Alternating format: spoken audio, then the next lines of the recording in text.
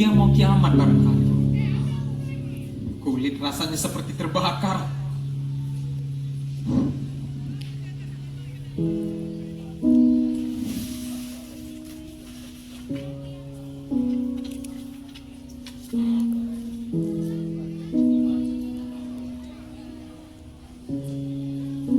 Kemarin dulu, pada jam begini aku masih sanggup bekerja. Tapi hari ini tidak. Kemarin, kira-kira 1 jam sebelum matahari lengser, aku sanggup mengumpulkan 3 ikat kayu bakar. Tapi hari ini, aku baru mengumpulkan 1 ikat saja. Padahal matahari sudah lama bergeser ke barat. Repot kalau begini terus. Hidup bakal makin sulit, sementara kebutuhan makin meningkat, penghasilan malah makin menurun. Berapa perak uang yang bakal didapat dari seikat kayu bakar? Paling 1.500 perak. Apa yang bisa dari 1.500 perak itu dihasilkan? Untuk makan kami saja jelas tidak cukup. Untuk memperoleh uang yang cukup, aku harus menjual banyak kayu bakar. Celakanya, harga kayu bakar sering tidak menentu. Hari ini 1.500, besok lusa bisa 1.000, atau bahkan 500 perak dalam 1 ikat. Itu pun dengan susah payah aku menjualnya.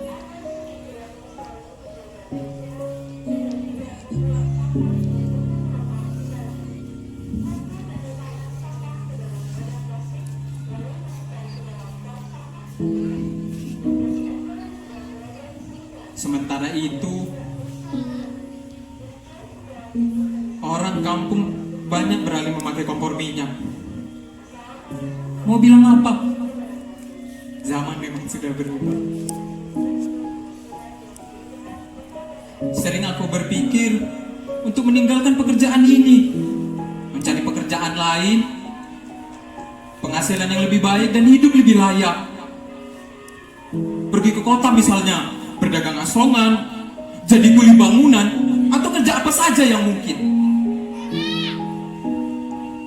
Aku bukanlah orang yang memilih-milih pekerjaan sebetulnya. Aku sanggup mengerjakan apa saja. Tapi tidak mudah bagiku untuk berganti pekerjaan. Seluruh kakek buyutku turun-temurun ada pencari kayu bakar, penjual kayu bakar. Semua orang di desaku menghormati keluarga kami dengan embel-embel kayu bakar di belakang namanya. Buyutku misalnya, dia bernama Langu, maka dia dipanggil dengan Langu kayu bakar. Kakekku bernama Luhur, maka dia dipanggil dengan Luhur kayu bakar. Ayahku bernama Lono, maka dia dipanggil dengan Lono kayu bakar. Aku sendiri Lugu kayu bakar.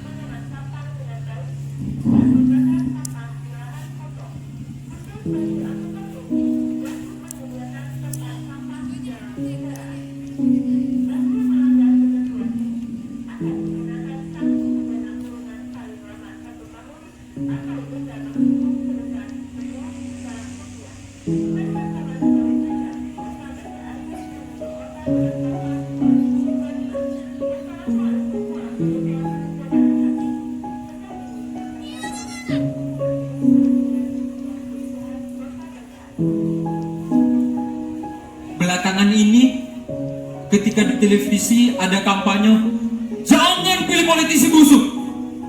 Di kampungku juga ada kampanye, jangan pilih durian busuk. Sebelah sana, jangan pilih mangga busuk, jangan pilih telur busuk, jangan pilih yang lain lagi. Tapi semua itu kuanggap guyonan semata. Tapi lama-kelamaan guyonan itu berkembang dan menyangkut pekerjaanku. Mulanya cuma jangan pilih kayu bakar busuk. Tapi lama kemudian ada juga ucapan jangan pilih kayu bakar dari pencari kayu bakar busuk. Kalau jangan pilih kayu bakar busuk, jelas maksudnya kayu bakar busuk memang tidak layak dipakai dan tidak menghasilkan api. Tapi setahuku, kalau pencari kayu bakar busuk tidak ada di kampungku. Semua pencari kayu bakar di kampungku sehat-sehat saja, belum mati. Karena penasaran, saya coba mencari tahu apa dan siapa yang dimaksud dari pencari kayu bakar busuk itu. Ternyata pencari kayu bakar busuk itu adalah orang yang suka mencampur kayu basah dengan kayu kering. Kayu basah dicampur dengan kayu kering. Pertama masukin kayu basah dulu, lalu ditutupi dengan kayu kering supaya tidak kelihatan. Betul-betul pintar mereka itu. Katanya kayu basah itu hasil curian.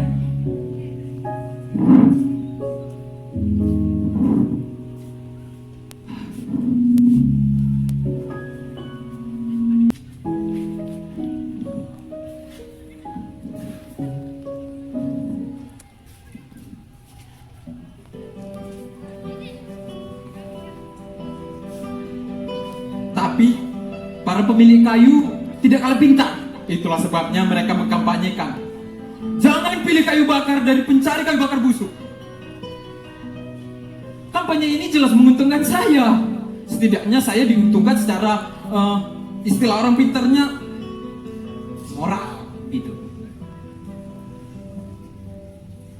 Tapi kenyataannya ini saya baru tahu. Yang menjadi perlindungan sekarang bukan melulu soal untung dan rugi loh. Iya, ini saya baru tahu. Keuntungan yang saya peroleh nyatanya membuat pihak lain dirugikan. Iya, teman-teman saya itu mencari kayu bakar yang lain.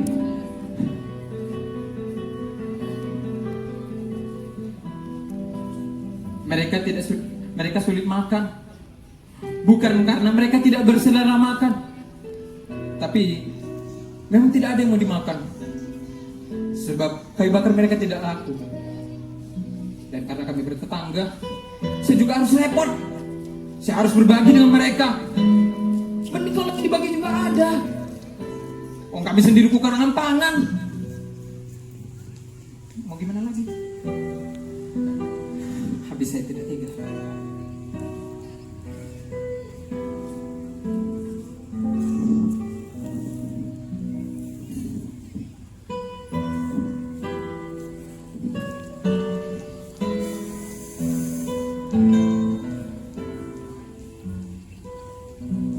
Sejak kampanye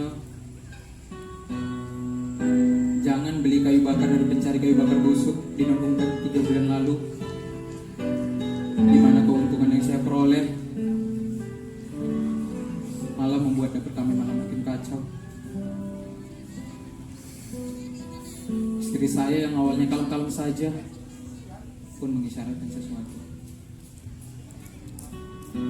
Dia memang tidak mengeluh, tapi tarikan nafasnya sering aneh.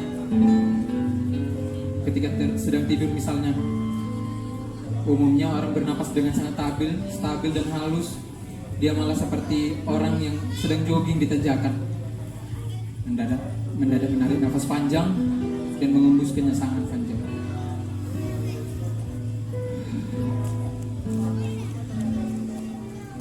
Saya sudah coba sarankan kepada teman-teman saya supaya meninggalkan kebiasaan buruk itu.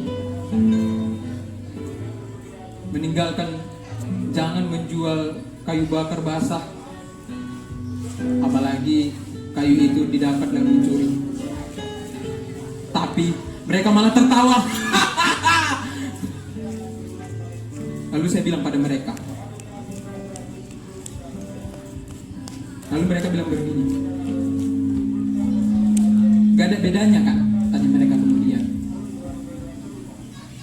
Buktinya ya sampean itu. Sampean jujur sejak dulu, kakek nenek moyang sampean. Tetap susah juga toh, jadi tukang kayu juga toh. Lalu saya bilang pada mereka begini, kalau ukuran hidup sesuai karena pangan, memang saya susah. Karena saya tidak bisa mencari kayu bakar yang banyak dan menjualnya banyak. Bukan karena saya jujur. Tapi kalau saya jujur, sekaligus saya bisa mencari banyak kayu bakar, saya pasti tidak susah. Mereka malah tertawa lagi. Pikirannya saya lucu. Jadi saya bilang lagi pada mereka begini, hidup saya yang susah ini menjadi lebih susah karena harus membantu kalian. Kenapa kalian harus saya bantu? Karena kalian hidup susah gara-gara hidup curang dan mencuri. Tahu mereka terhenti diam. Ini, tapi hanya sebentar. Setelah itu mereka tertawa lagi.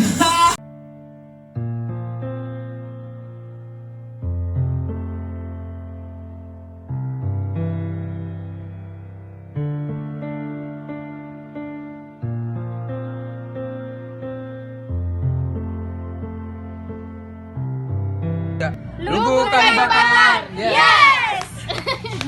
Lihat dulu. Tangannya nanti ya.